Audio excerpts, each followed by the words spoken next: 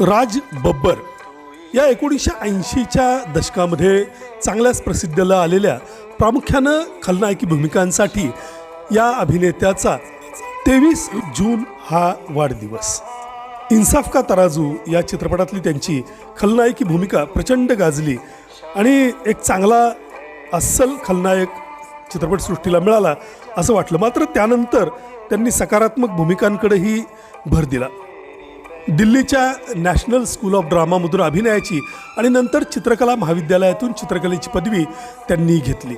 दिल्लीहून मुंबईला आल्यानंतर रीना रॉयबरोबर त्यांनी पहिली भूमिका करत त्यानंतर इन्साफ का तराजू या चित्रपटाने त्यांना अमाप प्रसिद्धी मिळाली. B.R. चोपडा यांचे चित्रपट आणि त्यामध्ये राज बब्बर हे समीकरणच झालं. हिंदी पंजाबीसह एकूण 200हून अधिक चित्रपटात त्यांनी काम केलं.